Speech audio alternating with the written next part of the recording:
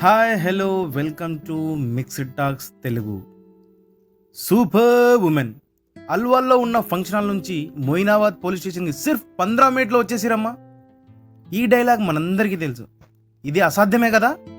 ఇలాంటి అసాధ్యాలు కాకపోయినా ప్రాక్టికల్గా కష్టంతో ఉన్న రెజల్యూషన్స్ని తీసుకుంటూ ఉంటాం.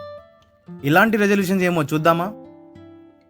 ఈ న్యూ ఇయర్ నుండి టీ కాఫీ సిగరెట్లు మందు మానేయాలనుకోవడం, బయట ఫుడ్ తగ్గించి జిమ్ జాయిన్ అయ్యి బరువు తగ్గాలనుకోవడము, అనవసరమైన ఖర్చులను పూర్తి స్థాయిలో తగ్గించుకోవడం లాంటివి.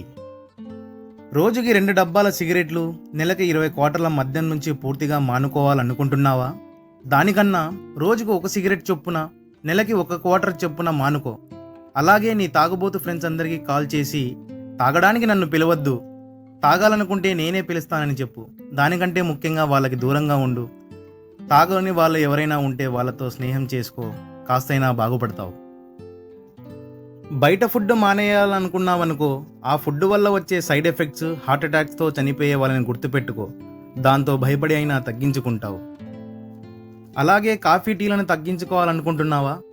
వాటి వల్ల బరువు పెరుగుతా అని గుర్తించుకో. లేదా కాఫీ టీల బదులు గ్రీన్ టీయో రాగి మాల్టో తాగు. అనవసరపు ఖర్చులు తగ్గించుకోవాలనుకుంటున్నారా? అలా అయితే ముందుగా నీ దగ్గర ఏదైనా క్రెడిట్ కార్డు ఉంటే వాటిని అర్జెంటుగా పడేసేయండి. డిజిటల్ పేమెంట్స్కి బదులు నీ ప్రతి బిల్లుని నగదు రూపంలో కట్టడానికి ప్రయత్నించు. అలా చేయడం వల్ల ఆటోమేటిక్గా నీ అనవసర ఖర్చులు తగ్గించుకుంటావు. రేపటి నుంచి రోజు 1 గంట ఎక్సర్సైజ్ లేదా జిమ్ చేయాలనుకుంటావు. గ్రౌండ్ లేదా జిమ్ దూరంగా ఉండడం, మనకు తోడు ఎవరూ లేకపోవడం, లేవలేకపోవడం వంటి వాటి వల్ల 4 రోజులకే మానేస్తావు. అలా కాకుండా ఉండాలంటే జిమ్ లేదా గ్రౌండ్ దగ్గరగా ఉండేటట్టు చూసుకో. లేటుగా లేచినా పర్లేదు, వెళ్ళి ఒక 10 నిమిషాలు ఎక్సర్సైజ్ చేయి చాలు. తర్వాత దాన్ని నిమిషం పెంచుకుంటూ పో. వాకింగ్ చేయాలనుకుంటున్నావా? నలుగురితో కలిసి వాకింగ్ చేయి.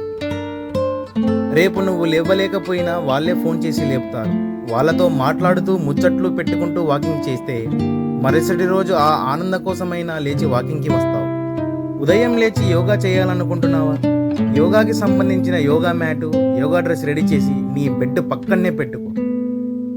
సరే, అది కుదరలేదా? నీకు ఎప్పుడు వీలుంటే అప్పుడు ఒక 10 నిమిషాలు చేయి. ఇంకోటి చేయి. ఫుట్బాల్, క్రికెట్, షటిల్, టెన్నిస్ నేర్చుకొని ఆడు. ఆ ఆటే నిన్ను నిద్ర లేపుతుంది. ఆ ఆటే నిన్ను గ్రౌండ్కు రప్పించుకుంటుంది. లేదా ఆ ఆట ఆడేవాళ్ళే నీకు 1కి 2 సార్లు కాల్ చేసి రా రా అని రప్పించుకుంటారు.